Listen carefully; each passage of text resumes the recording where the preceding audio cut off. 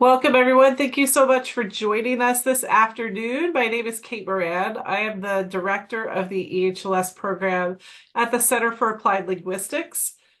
Please excuse my voice today. I have a little bit of a cold. I live outside DC. If you're in the area, you know the pollen is pretty brutal right now.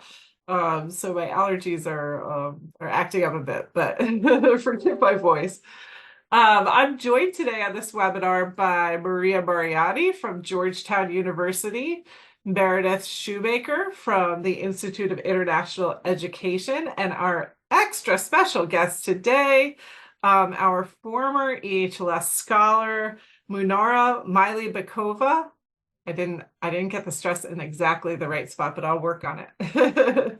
So thank you so much again, as I said, for joining us today. We're very happy that you've come to learn more about this fantastic program. During this webinar, we're going to talk about the English for Heritage Language Speakers program briefly, but we're really here today to answer all your questions and to give Munara a chance to answer your questions and talk also about her experience in the EHLS program. So we ask that you please use the Q&A box. You'll see the chat is disabled, but there's a question and answer, a Q&A box on your toolbar. And that's where you can enter any questions or comments that you might have during this webinar. We will try to get through all of your questions during the webinar and hopefully be able to do that all in 1 hour. All right, I'm going to give you an agenda for today's presentation. We will start with an introduction and program background. Then we'll move on to our live Q&A with our special guest. And then we're going to give you some dates, important dates about future webinars and some contact information for where you can get some more information about EHLS should you need it. But right now, I'm going to turn it over to Maria Mariani to talk about the program background. Okay, thanks, Kate. Hi, everyone, and welcome. I'm going to do a quick overview of the EHLS program. So, intro to EHLS. EHLS is a scholarship program with a focus on professional English communication skills and career skills. The program trains advanced speakers of English to be effective communicators and strong candidates for federal jobs. It's hosted by Georgetown University in Washington, D.C. Every scholar admitted to the program receives a full scholarship funded by the federal government. The program is 8 months in length. The first 6 months are full-time on the Georgetown University's downtown campus. The final 2 months are part-time, conducted online. Participants are native speakers of critical languages who have strong interest in public service. EHLS scholars come from diverse cultural, educational, and professional backgrounds, but they are united by an interest in and a commitment to public service. So let's look at a little bit of background on the program. Why EHLS? EHLS was established because critical language skills are in high demand in the U.S. government. There are other government-sponsored programs to teach critical languages to native English speakers, but this is the only program designed to prepare individuals with native knowledge of critical languages for the federal workplace. Brief background on the organizations and history of EHLS. So EHLS is a partnership among 4 organizations. The Defense Language and National Security Education Office, DELENCIO, provides funding. You might also hear NSEP. They are one and the same. The Center for Applied Linguistics, where Kate is, oversees instructions and coordinates language testing. Georgetown University, where I am, provides instruction. And the Institute of International Education oversees the application process, and that is where Meredith is. EHLS started in 2006. 2025 will be the 20th program year, and I hope we have a celebration because this is truly unbelievable that we've been going strong for 20 years, and every year it's gotten better and better. Okay, let's take a look at the scholarship benefits and terms. So the scholarships are funded by Delencio. And that is the Defense Language and National Security Education Office, DLNSEO, otherwise known as NSEP. Each scholarship provides full tuition and fees for the 8-month academic program in addition to a living stipend. $3,600 per month during the first 6 months, and then $1,200 per month during the last 2 months. So it's different because the second half, the last 2 months, you can work. For scholars moving from outside the Washington metro area, EHLS can reimburse relocation costs up to $1,000, but you must keep your receipt and provide receipts. Other benefits: health insurance through Georgetown University, a certificate from Georgetown upon successful completion of the program. By the time you are finished with the EHLS program, you will have compiled a beautiful professional portfolio that includes a well-polished resume, writing samples, U.S. government scale English and heritage language test scores, and a certificate from Georgetown University, which truly opens many doors. Scholars must agree to the terms that we have outlined here: full-time attendance and successful completion of the academic program, agreement not to work during the full-time portion of the academic program, and that is January through June, and acceptance of a service requirement after completing the academic program. So let's take a look at participant eligibility. You must be a U.S. citizen at the time of application. So that means by July 18th, 5 o'clock, you must have your citizenship in hand, U.S. citizenship in hand. You must be a native speaker of one of the languages listed, and you can see them there. And you must have professional level proficiency in that language. You must have advanced proficiency in English. Your proficiency in both English and your native language will be formally tested.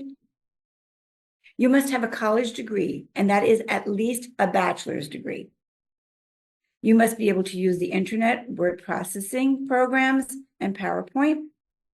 You must commit to a full-time day program, January through June in Washington, D.C., and that is at the Georgetown University campus, the downtown campus. You must be willing to work for the federal government for a minimum of 1 year in a position with national security responsibilities. It will be your responsibility to find that position. Okay, and now I'm going to pass it over to Meredith. Great. Thank you very much. Okay, now let's take a look at some dates. The application is open now. So you can head over to our website, which is www.ehlsprogram.org for the link to the application. The deadline for the application and for all supporting documents is 5 p.m. on June 18th, 2024. So please make a note of that date. When we talk about supporting documents, that means recommendations must be in by that time, your transcript evaluations, your resume, any kind of documents that go along with the application form itself. Everything must be in by the deadline of June 18th, 2024. Once you have submitted your application, we will do a quick technical review to confirm that it is complete and that you are eligible. Once that happens, and you are confirmed to be have a complete application, you will be invited to schedule an oral proficiency interview in English. OPIs will be administered through July 12th, 2024, but we strongly recommend submitting your application and scheduling your OPI as soon as possible to ensure that you can receive a time that works with your schedule. We'll talk a little bit more about this later as well. EHLS staff will notify candidates of their status in September, and some candidates who are provisionally selected will move on to further skills testing. In late September to early October, provisionally selected candidates will complete the language testing as well as a basic technology skills test. You will also complete an additional OPI in your critical language during that time. And EHLS staff will notify candidates of their final selection status in early November 2024, and the program will start on January 6th, 2025. So with that, I will hand it back over to Dr. Moran. Thank you, Maria and Meredith. Now I would like to take a moment to, introduce our guest more formally. Born and raised in the Kyrgyz Republic, Munara has a BA and MA in Foreign Studies from Kyrgyz State University in Bishkek. Munara is a recipient of scholarships from Indiana University in Bloomington, Indiana, and the EHLS program at Georgetown University in Washington, D.C. After immigrating to the U.S., Munara worked as an operations manager with Healthcare Language Services in Chicago and served as a freelance medical interpreter. Munara Munara also used her intercultural skills as a contract legal interpreter for the Department of Justice. After successfully completing the EHLS program, Munara worked as a language instructor and cultural consultant at the Foreign Service Institute, Department of State. Munara is now gainfully employed with USCIS as an immigration services officer in Minneapolis, Minnesota.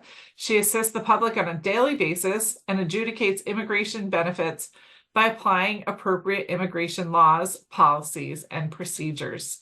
So welcome, Munara. Thank you so much for being here with us today. So the first question I want to ask you is if you could tell us a little bit about yourself and your career path. Thank you. Hello, everyone. I'm Munara. First of all, I would like to extend my congratulations. This week is a public servants or service recognition week in, government, right? So anyone who is serving the government at the moment, I just want to congratulate and thank you for doing your, service to the public and devoting your time to help everyone around. So I am, like it was mentioned, I'm originally from Kyrgyz Republic, born and raised, and immigrated to the U.S. And I had a very interesting roadmap of my life in the U.S. So I started as medical interpreter, then progressed to be trained as a legal interpreter. And I enjoyed interacting and expanding my language skills because, English in my home country is book-based, and it's totally different when you come to the field and when you face real scenarios. That's when I started getting more interested in expanding my English skills and knowing about medical and legal terms. And it really immensely helped me to, move on with my professional goal. Then I decided when I was interviewing in courts, I was, technically being a voice for every party who were involved, for court judges, for attorneys, including applicants. And I felt like, I could do it. I could be part of the system and, bring good to, with my skills, language skills, maybe I could progress further. So that's when I started aiming. As soon as I got my naturalization certificate and went through the oath ceremony, my goal was to apply for EHLS, and I've known EHLS before I became U.S. citizen, and I was preparing myself for it. And when the opportunity presented itself. So I jumped in. I said, I want to be part of it. So the first try I applied, I was selected. So from there, it went very fast. So it was intense training, and I loved it because a lot of topics were covered. I made a lot of friends, and I was supported by the teachers and instructors, and it was very well guided program. I grew from there a lot. Thank you so much. And another question we have here that's related to where you just left off is, could you tell us about what aspects of the EHLS program were most helpful for you? Thank you for the question. Very interesting. So EHLS really helped me to open up, presenter skill, I should say, because we were expected to prepare, excerpts or prepare speeches or presentations, and work around technical stuff, including, professional presentation. And that was the milestone for me because I wasn't confident to speak publicly or in front of anyone. And this actually, instructors were very generous with their advice, and they were guiding us in every point. And, at the same time, they were allowing us to be ourselves. And that's how I got more comfortable speaking, and it helped me to, pass all these interviewing sessions because it was, I was in remote positions and applying for remote positions, and they required to be on video call to be interviewed. And I felt confident every time because I remembered what was taught to me. I remembered the guidance I was given during my EHLS program. So yeah, presentation skills. Another topic that I really want to emphasize was networking. During our EHLS program, we were introduced to guest speakers all the time. And that was the best part because I got to know a lot of agencies and, contractors with the government who were, actually discussing and talking about what we could potentially do for their companies and agencies. They're great answers. We have some questions about the language assessments that are required to get into the program. And do you have any advice for how applicants can prepare for language assessments? From my personal experience, I used a lot. So first of all, getting ready took me a while. So because gathering the documentation, required documentation, and saving them in a right format because it wouldn't upload if it's beyond certain size. So you have to be prepared. While I was doing that, I was verifying all the information and making sure that, I'm ready for the assessment because I'll be technically doing, doing the assessment based on my experience, based on my resume, what I'm presenting there. So whenever I was making points, I was keeping a record of it and making snippets for myself, what I should study, what should focus, and I was technically going off my resume. So I did use a lot of help. I downloaded Grammarly. And it was a deal breaker for me because they had a promotion and it was good for 2 years. So Grammarly helped me a lot in terms of shaping my writing because again I didn't have great writing skills. I'm still improving, I would say, but yeah, and also listening to news. So now it's my place to go is news. Whenever I'm driving, I open my news on my radio. I have Apple News, which I listen when I'm on the public transportation. It helps me also only, sometimes I turn on the scripts as well, viewing the scripts on YouTube channels. It helps me to, familiarize with more complex words. And yeah, I would say shaping and focusing on listening skills. And I think while I was applying, there was a presidential election, and I was on it all the time. So all these, big words. So it helped me a lot. Yeah, a lot of what you said is what we advise scholars to do as they're preparing for the test. And so it's nice to hear from you how you put those things into practice, like listening to the news, reading newspapers. I think a lot of times that high level listening, it can be hard to find the opportunities to do that. So it's a really great suggestion to tune in the car, or once again, we're in a presidential election year. So lots of news happening there. We have some questions coming in.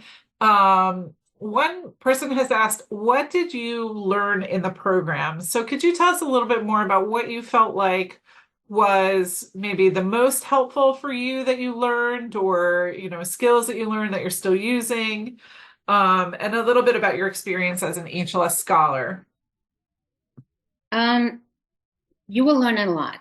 EHLS will keep you on your toes, definitely, because it is a short program and everything that you learn from it is so compressed, and you have to practice and do your work every night, not to fall back. So because it's demanding program,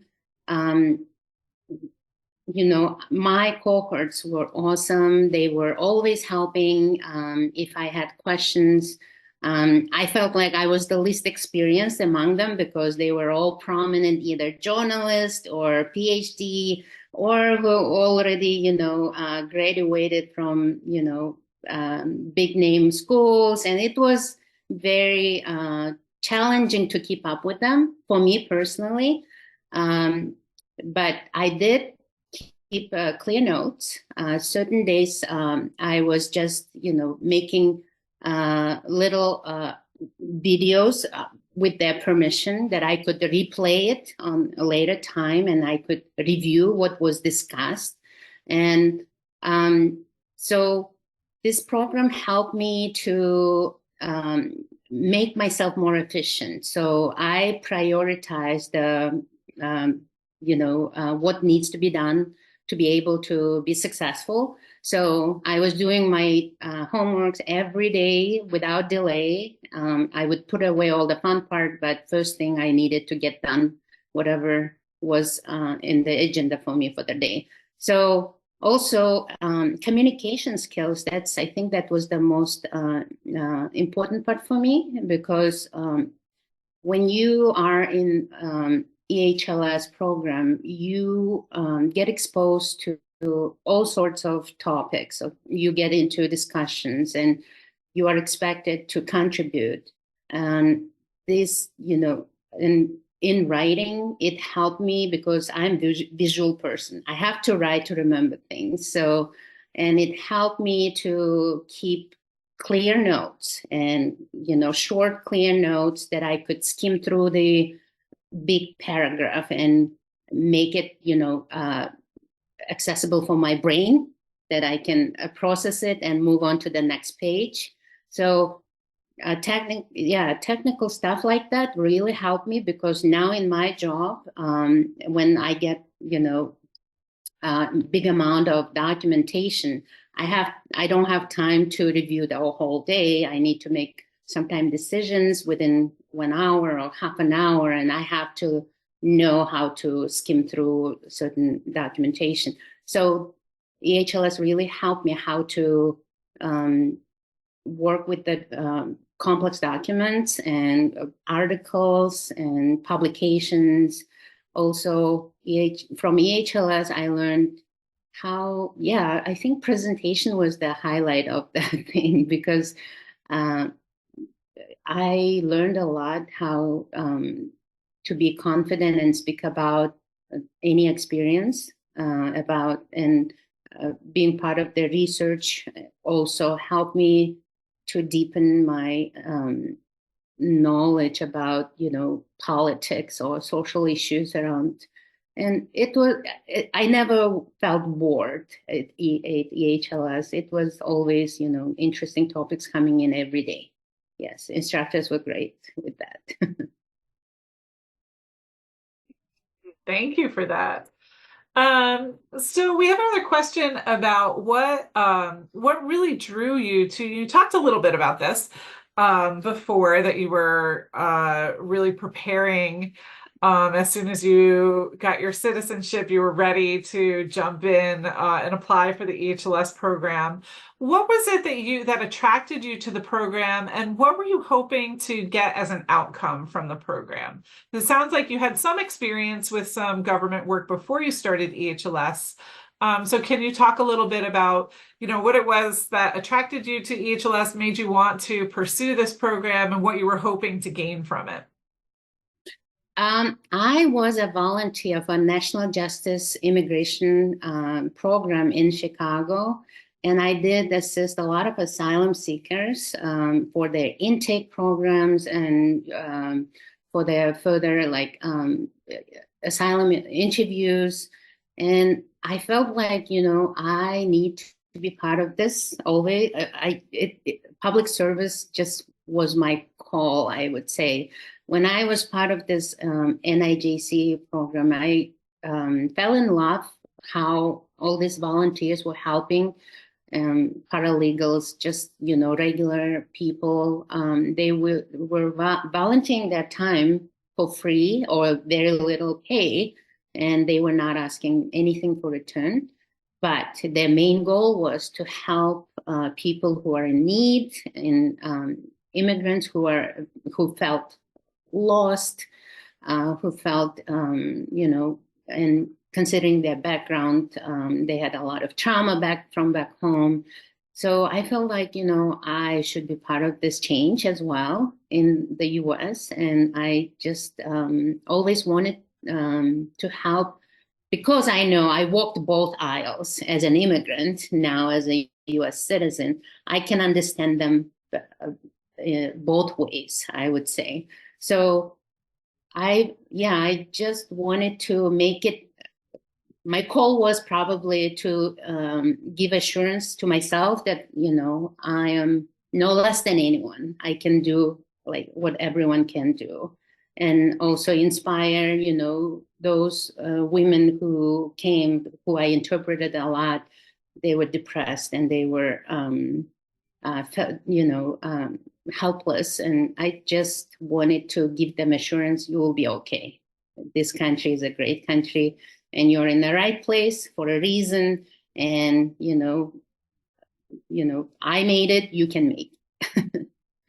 So It's I get wonderful. emotional when I talk about these things. Yeah, I can understand. I think it's a common calling we see with EHLS applicants and our scholars, feeling a call to public service. And it sounds like you definitely have that in your heart for sure. Someone else has asked what the most difficult experience you had to deal with was during the EHLS program. Research. So as part of the EHLS program, you're expected to complete a research. It's a, research for the program's capstone project. Technically, we call it Open Source Analysis Project, OSAP.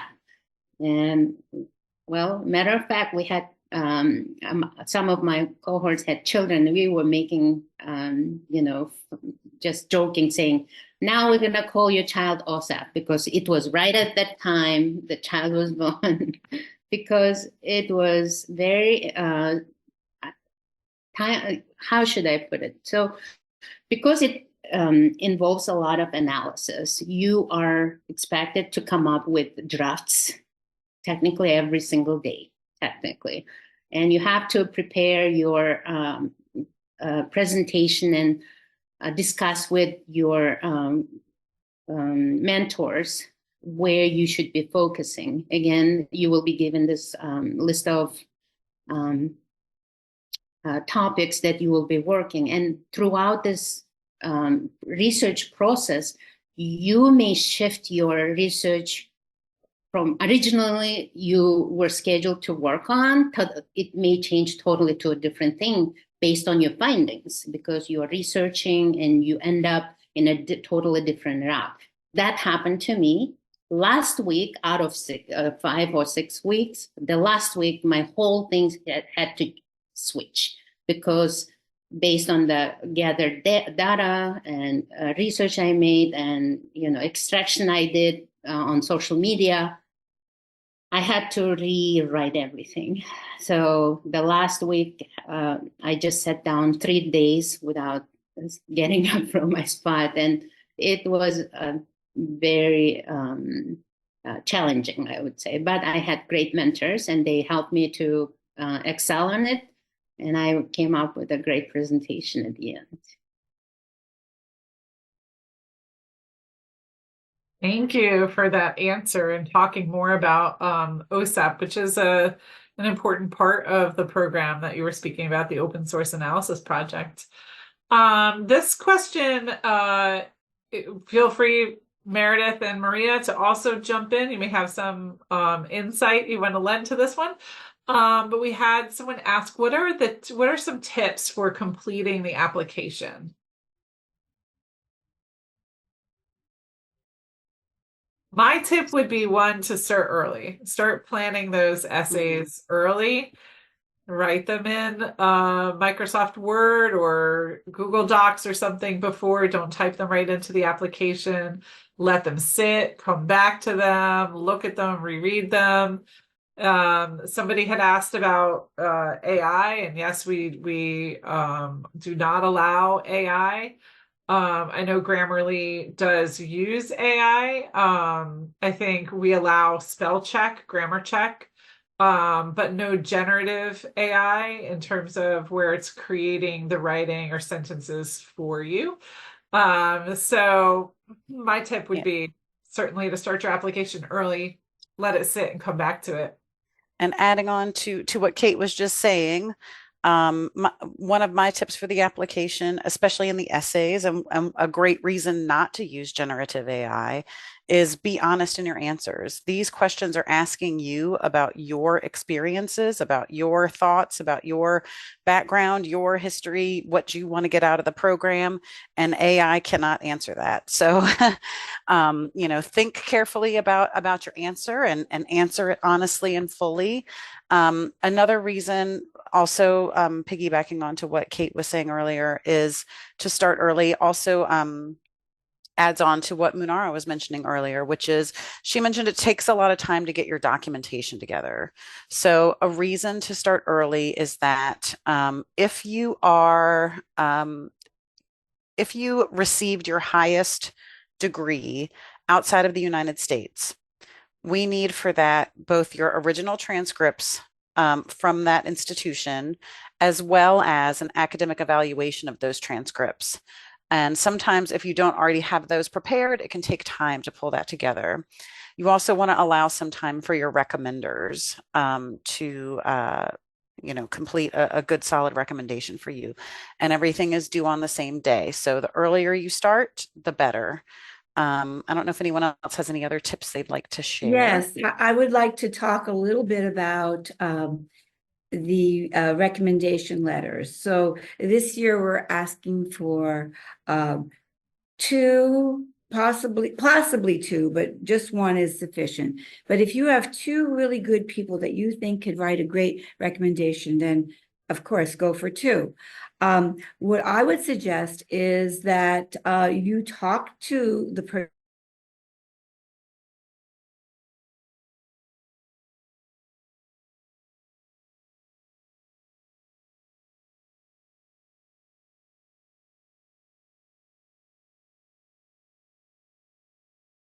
read about the program and really have them be knowledgeable. Not only, I mean, they should be knowledgeable about you and your work ethics, but also have them be knowledgeable about the scholarship program that you are applying to.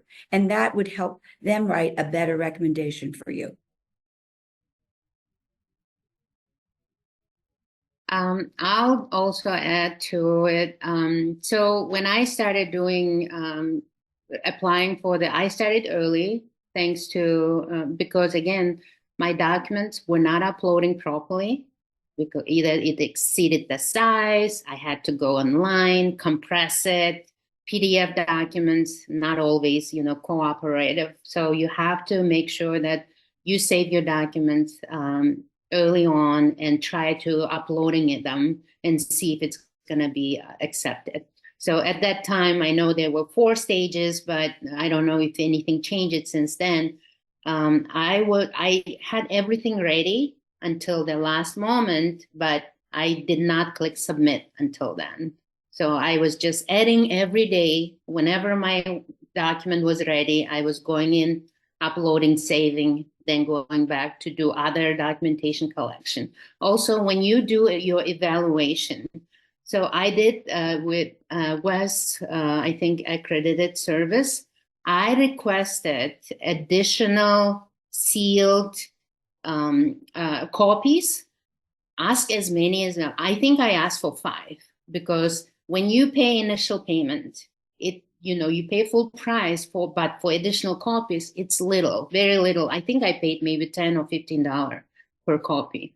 But down the road, it helped me because when you apply for jobs in the future, they will ask for unopened evaluation documents. So make sure you ask for that if you are getting your evaluations done. So that is fantastic advice. Thank you, Munara. And just adding on to what you were saying, we did mention earlier, right? There is a small benefit to getting your application in early. And that benefit is the benefit of time to select, your OPI date, time to correct if we have any questions about your application or we need something that's missing. There's additional time. However, just like Munara said, if you want to continue to workshop your application, edit your essays, think about it, take the time to make it the absolute best application possible, there isn't a detriment to submitting on the deadline. It doesn't hurt you to submit on the deadline day. It might just be a little bit more of a time crunch on the other end. Also, I think it's kind of chancy. I would be very nervous to wait until the last day. What if something goes wrong and you can't upload something or you can't submit? I mean, personally, I wouldn't be able to wait till the last day. And that also reminds me, Munar had mentioned the issues that she had with document uploads. If you run into any technical issues at all with the application, there's a problem with the document upload, or you're clicking submit and it's not submitting, or your recommender can't make the link to the form work, whatever it may be, if there's something wrong with the application system or you're running into problems, please do email me. So we'll have our email at the end. And as we said at the start, IIE, which is where I work, we manage the online application process. And so I am your go-to person for troubleshooting on the application. Please email me and I'm happy to help. If you, and certainly if you email Maria or Kate, they will send it my way and we'll get you sorted out. But please don't let that ever be a reason that you don't submit your application. We're happy to help.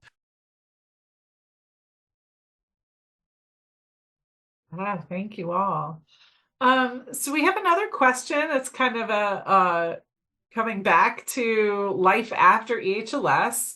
And Munara, you talked about your call to public service, both before and then after EHLS. And we had somebody ask if you could talk a little bit about the pros and the cons of being in public service. So let's start with cons. So I can't say much about cons, but being a public servant, you are always engaging with public, and in my line of job, sometimes people are frustrated. People are, in disagreement or denial on the, benefits they received. And we have to deal with them and explain that, things can be fixed if they resubmit the application properly. But Understanding, like I said earlier, I walked both aisles, so I know what it feels to wait for the benefit for a long time. And then when you receive a, negative answer saying, okay, it's something wrong with your application, it's daunting and they get very depressed and stressed about it. So that's what makes me feel like an advocate, just to be sensitive to everyone's needs. And sometimes I'm human too, and I get offended when they get offended. And I feel like, it's a lot of pressure on both sides. But I always stay professional, and I explain the steps where they can go and how they can fix this issue they've been having. And, just what I'm saying is just you will hear a lot of complaint, because you are expected to answer all the questions and they think that you know everything. No, I don't know everything, but I have tools where I could research and I can guide them the right direction. I give them links and sites and handouts, and that's how I de-escalate usually. But yes, so being a public servant, that's what you always face, and you have to learn, navigate.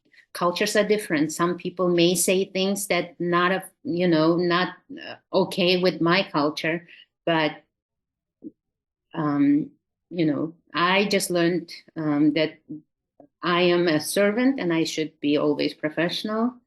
That's what sometimes throws me off depending on the situation.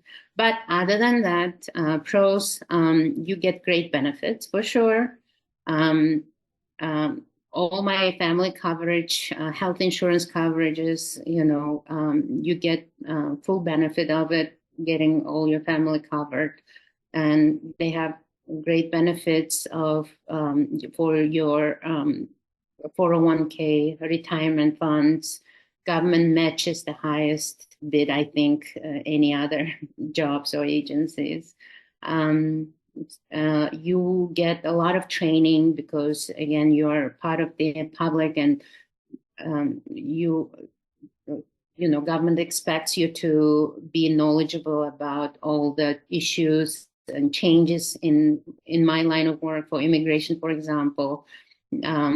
It's constant training. Like every month we have admin day where we sit down and just go through the training and discuss about issues or topics, whatever training comes up. But I love those trainings. And working for the government, you are supported in many ways. I know we have working parents now that fathers can be on leave as well, not only mothers. And so parental leave is granted at the highest as well for families who are, they're just building their family. A lot of resources. So yeah, I mean, I love working for the government. And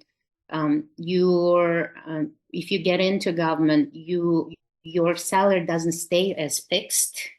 It progresses every year based on your assessment and based on your performance. But I've never seen anyone underperforming. Everyone was on their game at the game and moving up. So it is given, like it's payment increase is within OPM, which is given to you. Every year you get a step increase or payment increase. Your salary never goes down but goes up. I think that's the most important part. Absolutely. It's what everybody's interested in, for sure. Well, thank you very much for all of your great answers to our questions today. Oh, we have another one come in. Somebody asked about help with the job search. So, such as completing applications and interview skills. And yes, I know Maria pointed out that the job search is your own and finding a job is your responsibility. But there's a lot of support through the EHLS program to help you find those right opportunities for you to fulfill your service requirement. Munara, did you want to talk about any of the help that's part of the program, the support for finding a job? EHLS starts off right the first day about finding a job. So your whole program is around how to shape you to be better candidate to serve the government. Okay. So please absorb, if you're selected, please absorb everything is given to you, save every document, and seek out guidance. Roberta was our career development class instructor, and she was awesome. She was great because she made sure that we have diverse resume. So she made sure that we are prepared for every possible scenario. I had at least 5 different resumes. So I wanted to be an asylum officer. I wanted to be an immigration officer. I wanted to be in USAID. I wanted to work with the Department of Justice. So I had all these resumes already crafted, tailored for specific. So how this was very helpful, and I really appreciate how Roberta taught us to do that. She advised us to go into each website of all those agencies and seek out the keywords and include it in your resume. And you can play around with your own experience, like your background. So let's say I was just a, MC in my community. I wasn't doing, for the big organizations, but I did a lot of MC for the local community among my friends. And I used that as part of my, engagement with the public. I did say I was part of the Kyrgyz American cultural community in Chicago for certain years. And I listed out all my duties there. I stole those keywords from those pages, from agencies' pages or job descriptions, and I did put them in my resume. So it helped me, even though it wasn't totally professional job, but still as a volunteer, it was a job. So I did devote my time and I used it in my resume. So yeah, EHLS will help you definitely with your resume building. And for the government, you have to have specific format. So you will shape your resume very well during that time and take most out of it, please. Great. I have one more question. Somebody asked if the job that you got post EHLS was what you wanted before you started with EHLS. I always liked interpreting because I was a contract interpreter and I traveled a lot. I went all the way to LA, to New York, and it was a good pay, but it come and go. It wasn't,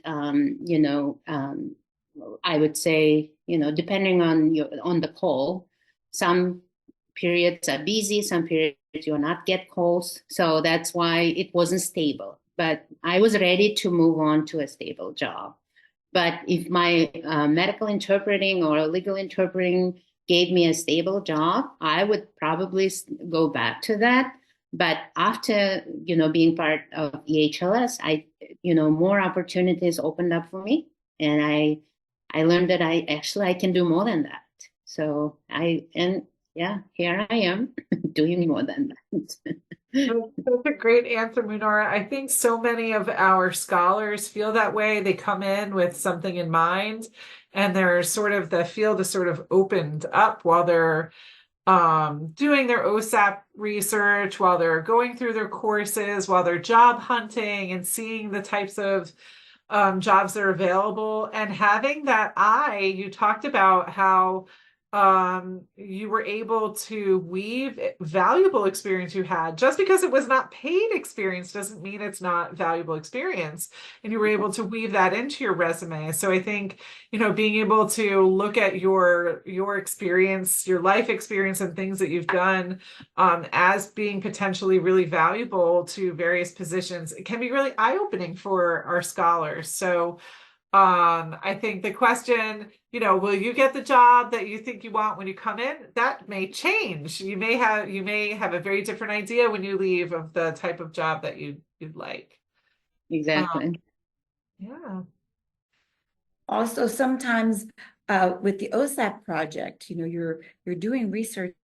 It might be something completely different from what your background is, and you might love it. And the people, the mentor and the agency that has given you that topic, after if you do a really great job, they might offer you a job. And so maybe you're landing something that is completely different than you ever imagined. Yeah. Yeah. We have another question about somebody asking if we could talk a little bit about class schedule, homework, and they also mentioned accommodations. So again, I kind of open that up. Maria, you may have some insight to talk about this one. Okay. Well, let's start with accommodations. So Georgetown doesn't formally offer our scholars any kind of housing. There is a building on H Street that is a Georgetown building that if you become an EHLS scholar, you can independently reach out to them and negotiate something. But we are not involved in that. And we've had scholars stay there. It is dormitory style. It's a quad for 4 people.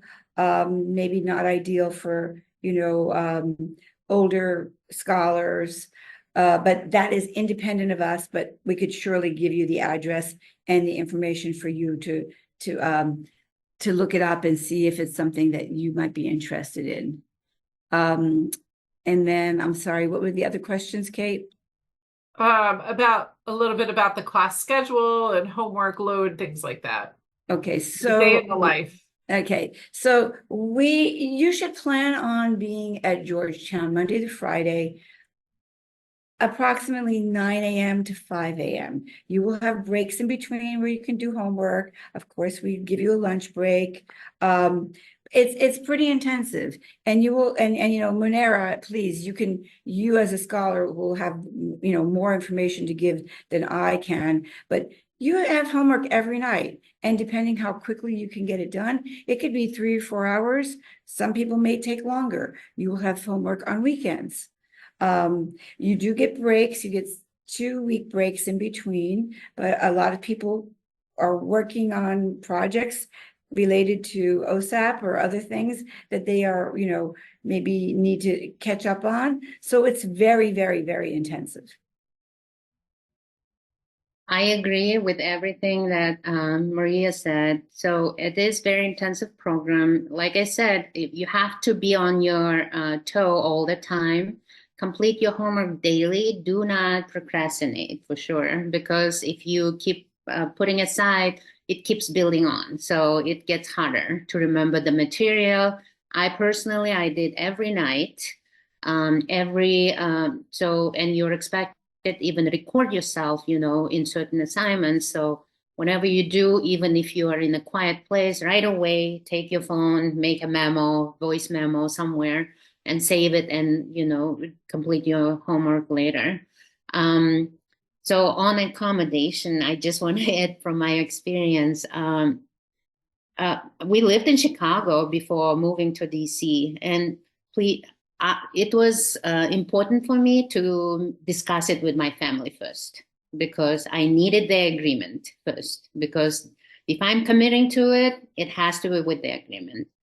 So I sat down with my husband and I said, this is the great opportunity. I want to do it. Are you in with me with this? And he said, are you sure you want to do it? Yes, I want to do it. And he said, okay, go for it. Yeah, we'll be there for you. So when time came for the selection and I needed to submit my final yes, I sat down again. I said, now it's happening. You want to do it with me? And he said, yes. So that meant we had to move to DC, and I didn't want to leave my family behind. So when I went to DC, I first went maybe a month before and just to research where I could stay. So the campus that you will be in, the building, it's right on the Red Line, not too far. So, and I was looking for places to live by the Red Line, and we found a great place. Again, consider your commute, consider, your time. Some days you may stay in that campus late hours, which I did, and it was easier for me to jump into the Red Line and go straight to home, and it would take me only 15 minutes to get home. But yes, a lot of homework. Some days you will stay home, stay in the building. You're allowed to stay as late, I think 9 o'clock, as far as I remember. But, and if you need quiet rooms, you can, there are plenty of time, classes where you could do your homework right there instead of bringing it home. That's what helped me when I was doing it. I get it done at school while I was there in quiet area because I had kids in the home and at my home. I didn't want to, take up my time studying. Instead, I spent time with my kids. We have one more question. Somebody asked if the instructors in the EHLS program come from different language backgrounds and cultural backgrounds. And I would say the answer to that is yes. The priority on their qualifications as an instructor, though, is their ability to teach these really high level English language classes. The classes in the EHLS program are very specific. They are very tailored toward the federal workplace, and they are centered on helping you develop the skills that you need to be successful in the federal workplace. So professional oral communication, news analysis, reading and writing, they're all taught by expert instructors. So while they may come from various backgrounds and some of them do speak languages in addition to English, the focus is on their expertise in helping you acquire those professional level English language skills and career skills that will help make you successful in your position outside of after EHLS. And no one speaks any of the 9 critical languages that we are recruiting for this year. Right. That's true. Okay, well, I think we are just about at time. I wanted to take these last 3 minutes to show where you can find us all on social media. Please follow us on Facebook, Instagram, Twitter, LinkedIn. Obviously, we keep our website, ehlsprogram.org, up to date. And you can also reach out to any of us at any time with any questions that you have. Here are some more of our upcoming events. I did see one more question in the chat. Every year, are there different critical language requirements? This is a great question. They can change from year to year. The critical languages that we are recruiting for, we're given that list from our funder, Delencio, and they base that list on people whose pay grade is much higher than mine, and various factors go in, including need for languages across agencies that typically hire EHLS scholars.